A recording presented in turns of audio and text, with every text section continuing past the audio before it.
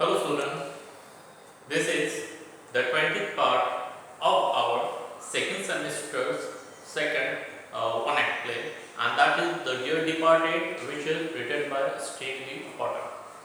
So open your books, page number 153. On this page number, first line, first dialogue. Now listen carefully. Mr. Jordan, I will not be stopped after you were dead, I see. Then Mr. Jordan said to Abel, that old man, that I will not stop talking because when you were died, I see. After that, the Abel, that old man said, after who was dead? He was shocked when Mr. Jordan said that you were dead. So he said, who dead? I. Mr. Jordan, you. Abel, but I am not dead. Mr. Jordan, no, but they thought you were. A pause. Abel gazed round at them. Gaze, it means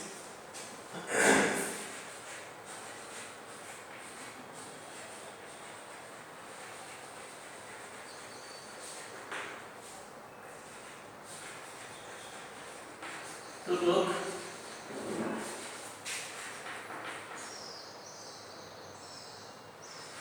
Fixedly. So that old person looked fixedly towards them that I am alive, but you were thinking that I was dead, so he was angry. Abel, oh, so that boy, you are all in black today? You thought I was dead? He chuckled. Chuckle it means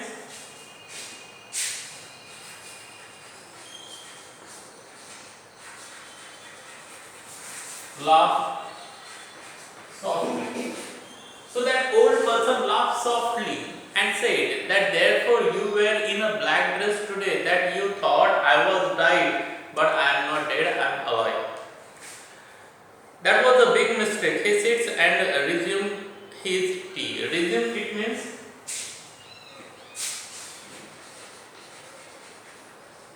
to begin again.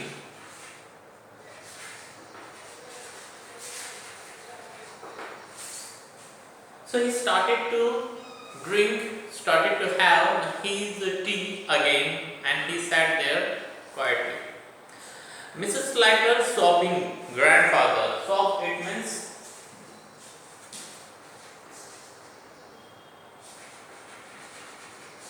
breathe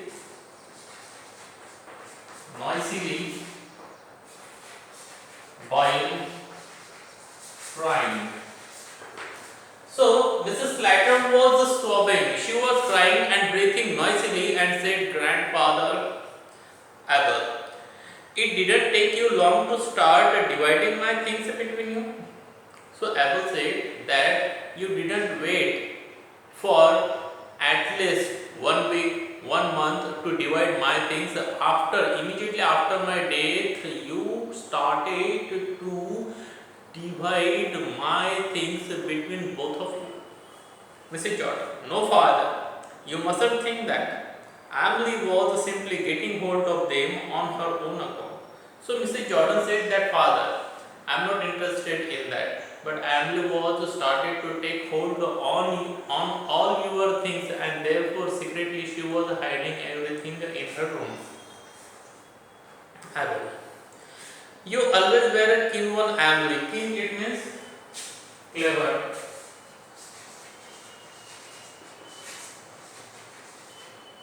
So that old person said, that grandfather said to Emily, it means Mrs. Jordan, Mrs. Slater, that you were very clever from the starting of your career or from your birth.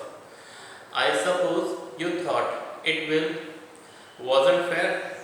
Then that old person, that grandpa said, that I was thinking that it is not fair whatever you have did. You have done. Henry, did you make a mistake? After that, Henry said that did you make any kind of mistake, or did you make a will? After that, Henry said that you have any kind of will towards your advocate written by you. Then Abel said, yes, it was locked up in the bureau.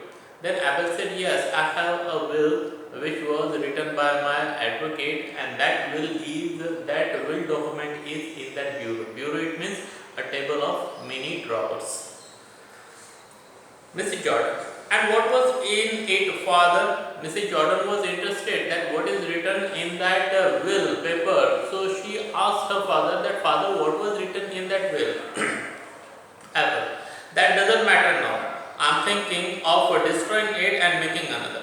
But Apple said, that old person said that whatever written in that paper, in that will paper, that is not matter now. I want to destroy that paper and rewrite again my will again by my advocate. Mrs. Slater sobbing. Now Mrs. Slater still sobbing. She is crying and breathing noisily. Grandfather, you will not be hard on me. Mrs. Slater said that, grandfather, you will not be hard on me. It means you will take care of me also in your will. Abel, I will trouble you for another cup of tea, Amelie, 2 lumps and plenty of milk. Then Abel said, Mrs. Slater, that I will trouble you for another cup of tea. Give me another cup of tea, and in that 2 lumps, it means 2 big pieces of sugar and lots of milk. Mrs. Slater, with pleasure, Grandpa pours out the tea. So Mrs. Slater poured out tea into that cup and said that, this is my pleasure. It is my pleasure to give you tea. I will happily give you tea. Abel, I don't want to be hard on anyone. Abel said, I don't want to be hard on anyone. It means I will take care of everyone in my will. I will tell you what I am going to do. Since your mother died, I have lived a part of her time with you, Melly, and part of you, Lazy. So that old person said that since your mother died, I lived some time with Emily and some time with Lazy. It means sometime with Mrs. Jordan, sometime with Mrs. Clayton. Well, I shall make a new will, leaving all my bits of things to whosoever I am living with when I die.